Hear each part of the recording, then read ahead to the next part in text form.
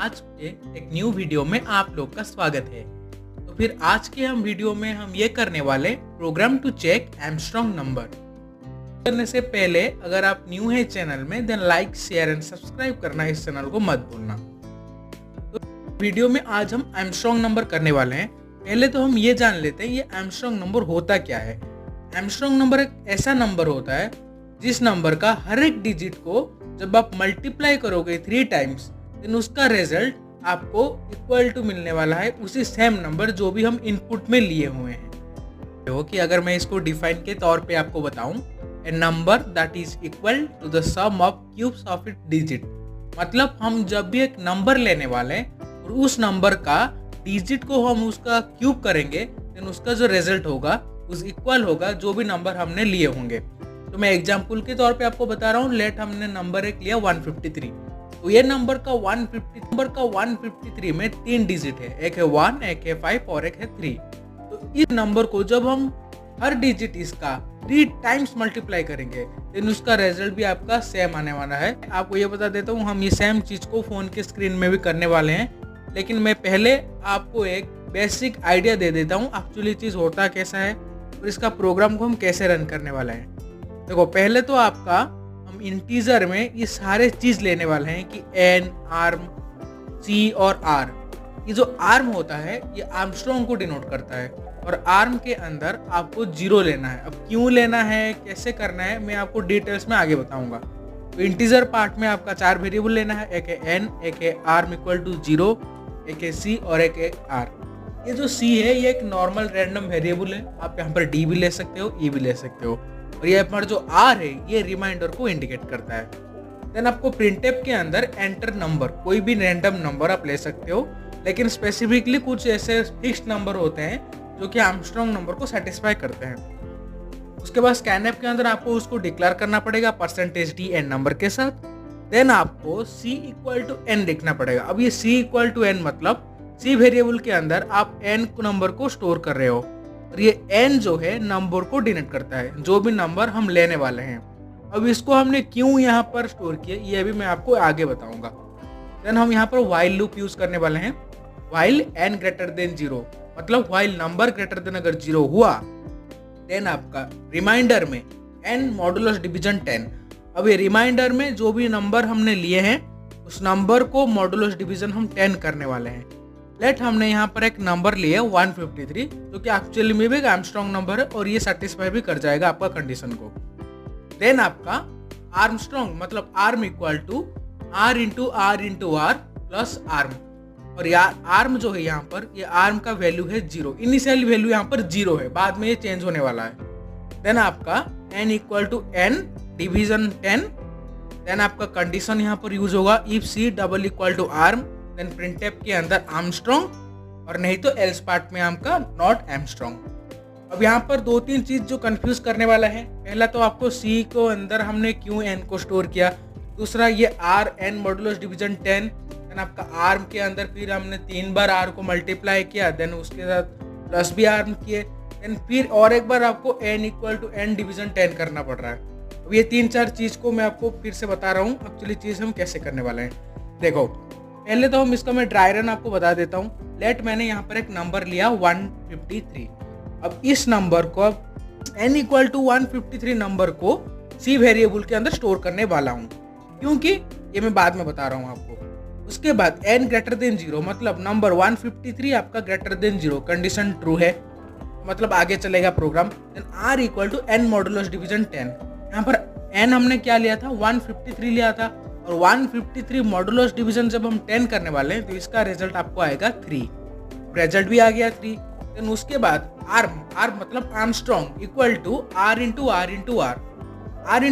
Are मतलब यहाँ पर जो r का वैल्यू हमने निकाला मतलब 3, तो फिर 3 इक्वल टू 27 हो गया। तो पहले ब्रैकेट में जो 3 बार r मल्टीप्लाई हुआ है उसका रिजल्ट आपका आया 27। देन प्लस आपका आर्म का वैल्यू, आर्म हमने इंटीजर पार्ट में ऑलरेडी मेंशन कर दिए हैं कि इसका वैल्यू है 0, इनिशियल वैल्यू इसका 0 है। एंड 27 प्लस 0 आपका हो गया 27। और ये जो 27 है ये आर्म वेरिएबल के अंदर स्टोर हुआ मतलब arm equal to r into r हमने किए थे, उसके बाद प्लस आर्म किए थे फिर ये जो 27 आपका फाइनल रिजल्ट आया, ये जाके आपका फिर आर्म के अंदर स्टोर हो गया। मतलब अब आपका आर्म का वैल्यू 0 नहीं 27 है। अब हम फिर आगे बढ़ रहे हैं। उसके बाद n equal to n division 10। अब n equal to n division 10 हम जब किए तो नंबर इक्वल टू 153 हमने लिए थे। जब हमने 153 को डिवीजन किए 10 के साथ, फिर हमारा रिमाइंडर क्या आया, 15 आ गया। अब ये 15 n के अंदर स्टोर होने वाला है। मतलब अभी हमारा n का वैल्यू जो है ये अभी फिलहाल 15 है। करेंगे अब हम कंडीशन चेक करेंगे। अब फिर एक बार हम वाइल लूप में चलते हैं, फिर एक बार लूप रन करेगा। मतलब 15 ग्रेटर देन 0 कंडीशन ट्रू हो गया। अब फिर r के अंदर आने वाले हम, r equal to n modulus division 10, मतलब 15 मॉडुलस डिवीजन 10। अब 15 मॉडुलस डिवीजन 10 जब होगा तो आपको रिमाइंडर में क्या आने वाला है, 5 आने वाला है। तो रिमाइंडर में आपका आ गया 5, मतलब r इक्वल टू यहाँ पर 5 हो गया। देन उसके बाद हम आर्म पे चल रहे हैं, मतलब एमस्ट्रॉन्ग के ऊपर चल रहे हैं। देन वहाँ पर r इंटू आर दिया है, मतलब 5 इंटू 5 आपका हो गया। तो 5 इंटू 5 इक्वल टू 125 आपका हो गया। अब यहाँ पर आपका तो वैल्यू 125 हो गया, प्लस आपका आर्म दिया है। आर्म यहाँ पर क्या हुआ, पहले जब हम आर्म का वैल्यू स्टोर किए थे वहाँ पर 27 था। अब यहाँ पर 125 प्लस 27 होने वाला है। यहाँ पर हम 125 प्लस 27 जब करेंगे तो आपका रिजल्ट अभी आएगा 152। अब ये जो 152 है आके फिर आर्म के अंदर स्टोर हो जाएगा, मतलब आर्म वेरिएबल के अंदर स्टोर हो जाएगा। अब फिर हम n equal to n modulus, अब हम n equal to n division by 10 करने वाले हैं। अब आपको पता होगा n का जो वैल्यू था 15 था, तो 15 डिवीजन हम जब 10 करेंगे तो आपका रिजल्ट आने वाला है 1, क्योंकि यहाँ पर 1 ही आएगा जब हम n को डिवीजन करेंगे 10 के साथ, मतलब 15 डिवीजन 10, तो आपका रिजल्ट आएगा 1। अब ये आर्म, अब ये जो 1 है ये n के अंदर जाके स्टोर हो गया। अब फिर हम एक बार और लूप रन करते हैं। जब फिर हम और एक बार लूप रन करेंगे तो 1 ग्रेटर देन 0 कंडीशन ट्रू हो गया। फिर आएगा r पार्ट में। अब यहाँ पर देखो क्या होने वाला है। अब यहाँ पर क्या करेंगे, हम 1 को मॉडुलस डिवीजन 10 करेंगे। जब हम 1 को मॉडुलस डिवीजन 10 करेंगे ना तो ये 0.1 में जाके आपका कंडीशन सेटिस्फाई हो जाएगा। लेकिन हमने तो यहाँ पर इंटीजर वैल्यू को लिए हैं, तो यहाँ पर 0.1 नहीं होने वाला है। यहाँ पर ये सिर्फ आपका 0 ही कंसिडर करेगा। मतलब आपका सी लैंग्वेज का जो प्रोग्राम है वो सिर्फ पहला वाला 0 ही कंसिडर करेगा, आपका डेसिमल पार्ट को रिमूव कर देगा। जब ये डेसिमल पार्ट को रिमूव कर देगा तो आपका रिमाइंडर क्या आने वाला है, 1 ही आएगा ना। मतलब आप समझ रहे हो ना, मतलब आपका यहाँ पर 1 मॉडुलस डिवीजन 10 है, तो पहले तो 0.1 में सेटिस्फाई कर जा रहा था, लेकिन यहाँ पर ये 0.1 नहीं लेगा, ये सिर्फ 0 ही लेगा। जब ये 0 ही लेगा तो आपका रिमाइंडर क्या आने वाला है, 1 ही आएगा। अब ये रिमाइंडर आ गया आपका 1, तो r अभी 1 हो गया। अब हम आर्म पे चल रहे हैं। यहाँ पर फिर r इंटू आर करने वाले हैं, मतलब 1 इंटू 1। जब हम 1 इंटू 1 के तो आपका रिजल्ट आया 1 प्लस आर्म का वैल्यू पहले हमने 152 स्टोर किए थे, तो 152 प्लस आपका 1 क्या हो गया, 153 आ गया आपका रिजल्ट। अब ये 153 रिजल्ट आर्म के अंदर देखो, जो हमने किया था कि आर्म का रिजल्ट तो अभी 153 हो गया। अब उसके बाद हम करने वाले हैं n equal to n division 10। जब हम n डिवीजन 10 किए थे तो हम यहाँ पर पहला वाला नंबर को ले रहे थे, मतलब 0.1 में ये सेटिस्फाई हो रहा था, लेकिन आपका 0 ही कंसिडर होगा। मतलब अब डेसिमल पार्ट यहाँ पर रिमूव हो जाने वाला है, तो 0.1 को तो आप गायब ही कर दो, तो आपका यहाँ पर n क्या हो गया, 0 हो गया। अब ये जो 0 है आके n के अंदर स्टोर हो जाने वाला है। अब जहाँ पर ये n के अंदर स्टोर हो गया तो यहाँ पर n इक्वल टू 0 हो गया। अब फिर एक बार फिर लूप चलेगा यहाँ पर, तो यहाँ पर फिर लूप जब चलेगा n greater than equal to 0, मतलब 0 ग्रेटर देन इक्वल टू 0, मतलब ये कंडीशन गलत हो गया। तो अब यहाँ पर अभी लूप नहीं चलेगा, यहाँ पर खत्म हो गया। मतलब टोटल यहाँ पर 3 बार लूप रन हो गया, तो यहाँ पर ये खत्म हो गया। अब फिर हम नीचे चल रहे हैं। अब यहाँ पर दिया है कि if c double equal to r, तो मैंने आपको पहले बताया था कि क्यों हम n को c के अंदर स्टोर कर रहे हैं, तो यहाँ पर आपको ऐसे पता चल जाएगा। मैंने इसलिए स्टोर किया था क्योंकि आपको पता होगा जब हम n का वैल्यू निकाल रहे थे तो n का जो वैल्यू है डिक्रीज होता जा रहा था। मतलब पहला आपका n का वैल्यू था 153, फिर एक बार जब लूप रन हुआ तो आपका n का वैल्यू हो गया 15, फिर एक बार जब रन हुआ देन आपका n का वैल्यू हो गया 1 हो गया, फिर लास्ट में आपका n का वैल्यू 0 भी हो गया। तो इसलिए हम इसको फिक्स रखने के लिए पहले मैंने यहाँ पर c इक्वल टू n कर दिया था। मतलब n का जो वैल्यू है 153 हो जाके c के अंदर स्टोर हो गया था। अब हम क्या करेंगे, if C equal to arm दिया है, मतलब 153 इक्वल टू आर्मस्ट्रॉन्ग, मतलब 153 आर्मस्ट्रॉन्ग का नंबर आपका यहाँ पर रिजल्ट भी आ गया था आर्म के अंदर जो भी स्टोर हुआ था। तो 153 इक्वल टू 153 कंडीशन सेटिस्फाई हो गया, मतलब प्रिंटफ के अंदर आपका आर्मस्ट्रॉन्ग नंबर प्रिंट हो गया। अब ऐसे आप अगर करोगे एग्जाम्पल के तौर के ऊपर, तो आपको सिर्फ 153 नहीं और ऐसे कुछ नंबर है जो भी आपको आर्मस्ट्रॉन्ग नंबर ही दिखाएगा, जैसे 371 भी दिखाएगा आपको, 407 भी आपको आर्मस्ट्रॉन्ग नंबर शो करेगा। अगर ये शो नहीं करता तो आपका नॉट आर्मस्ट्रॉन्ग प्रिंट हो जाता। पर अगर आप ऐसे सम दिखोगे तो हम यहाँ पर 3 बार लूप को रन कर रहे हैं। एक बार है आर को 3 बार मल्टीप्लाई करना पड़ता, देन आपका प्लस आर्म, इनिशियल वैल्यू हमने आर्म को 0 लिए थे, देन आपका n equal to n divisible by 10। उसके बाद कंडीशन यहाँ पर 3 बार रन करेगा, रन करने के बाद आपका n का वैल्यू जब 0 हो जाएगा तो लूप वहाँ पर रन नहीं करेगा। अब ये जो है मैंने आपको बता दिया कि आर्मस्ट्रॉन्ग नंबर कैसे करते हैं। उसके बाद ये सेम चीज़ को मैं आपको फ़ोन के स्क्रीन के भी आगे ऊपर में बताने वाला हूँ, तो वीडियो में बने रहें। आगे अभी स्क्रीन के ऊपर चलते हैं। फिर अभी मैं आप लोग को आर्मस्ट्रॉन्ग नंबर को कैसे फ़ोन में करेंगे ये बताने वाला हूँ। तो इसके लिए हम ओपन करते हैं कोडिंग सी एप्लीकेशन। यहाँ पर आपको 4 वेरिएबल लेना पड़ेगा। हम ले लेते हैं फिर integer n, arm equal to 0, क्योंकि इसका इनिशियल वैल्यू 0 होने वाला है। देन आपका c as random variable, then आपका r जो कि रिमाइंडर को रिप्रेजेंट करेगा। देन आपको प्रिंटफ के अंदर लिखना पड़ेगा एंटर एनी नंबर। कोई भी आप रैंडम नंबर दे सकते हो जो कि चेक करेगा ये आर्मस्ट्रॉन्ग है या नहीं।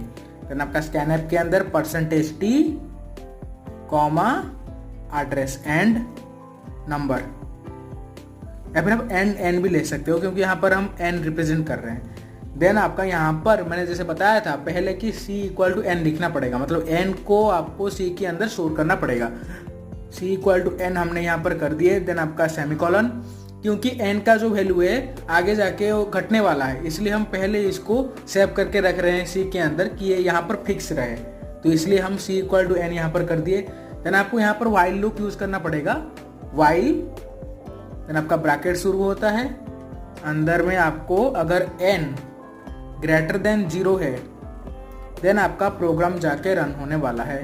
देन आपका कर्ली ब्रैकेट, अब r equal to n modulus division 10, then आपका सेमीकोलन, फिर आपका आर्म के अंदर हम 3 बार मल्टीप्लाई करने वाले हैं r को। यहाँ पर आर्म जो है ये आर्मस्ट्रॉन्ग को रिप्रेजेंट करता है, यहाँ पर हम ब्रैकेट यूज कर देते हैं। फिर यहाँ पर आपका प्लस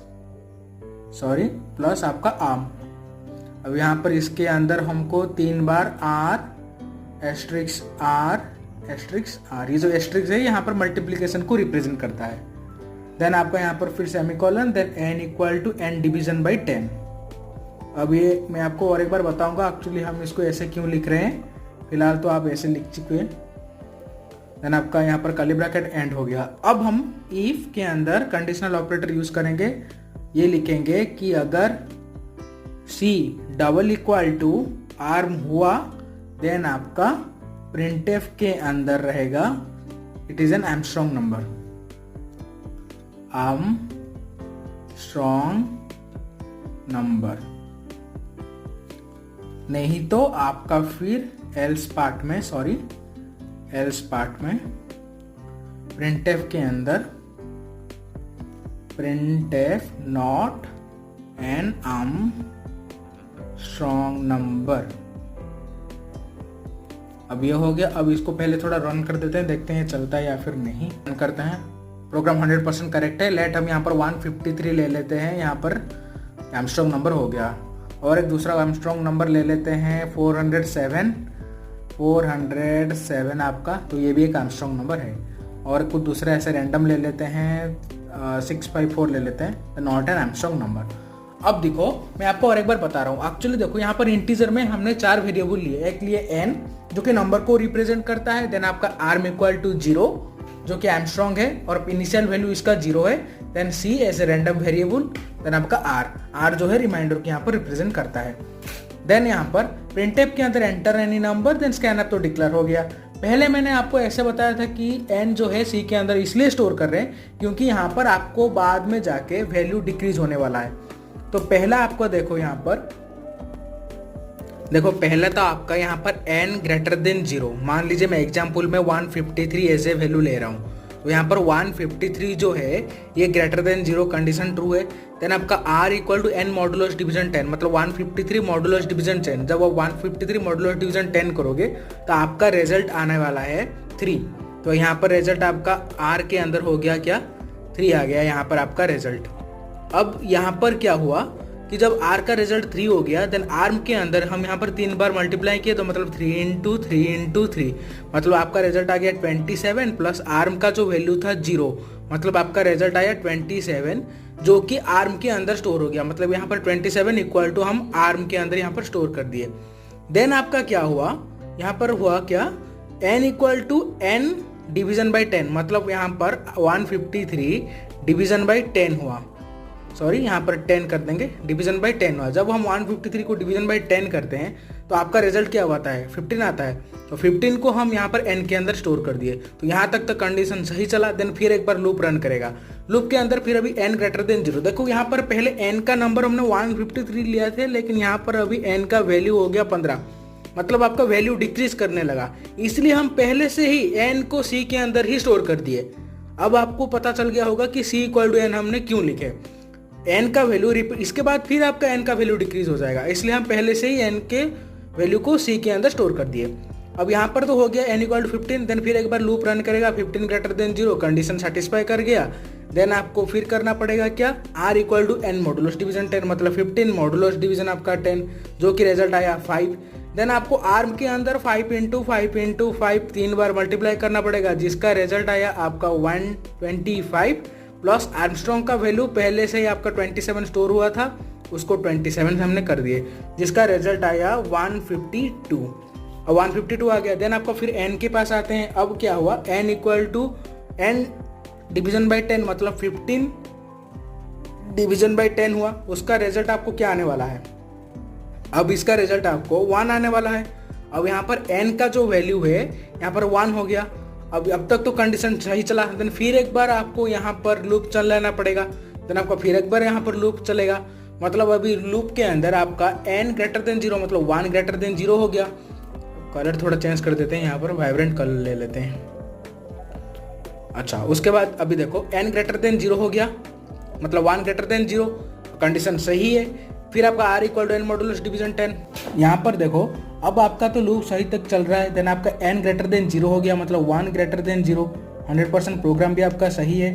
अब 1 ग्रेटर देन 0 हो गया, देन आपका r equal to n modulus division 10, मतलब 1 मॉडुलस डिवीजन 10।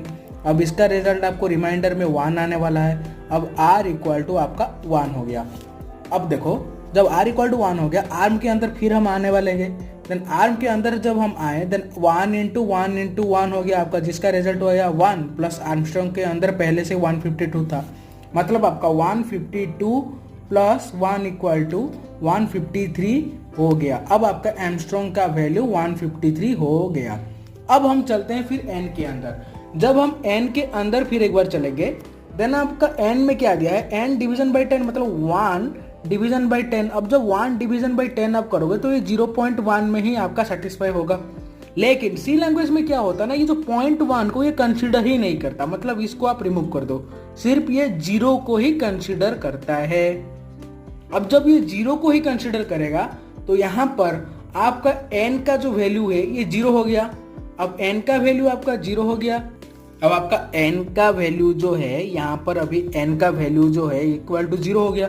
अब फिर एक बार लूप रन करने के लिए हम चलेंगे, लेकिन अभी वाइल लूप में अभी तक 3 बार तो लूप रन हो गया। अब क्या हुआ ना, n ग्रेटर देन 0, मतलब 0 ग्रेटर देन 0, तो ये गलत हो गया, अब तो लूप रन नहीं करेगा। देन हम लूप से बाहर आ जाते हैं, डायरेक्टली यहाँ से लेके हम आ जाएंगे यहाँ तक।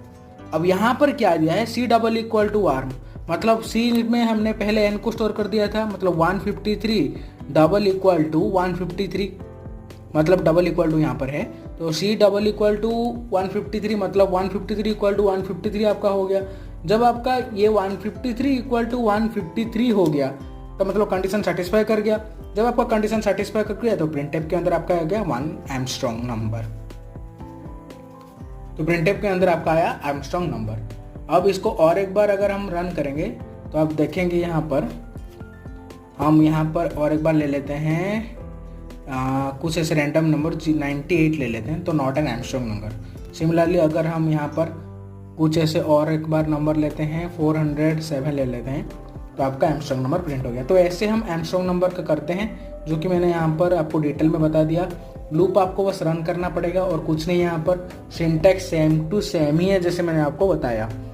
अब ये प्रोग्राम को आप फ़ोन में रन कर सकते हो, पीसी में भी आप रन कर सकते हो। अगर आपको वीडियो सही लगा then like share and subscribe करना मत भूलना।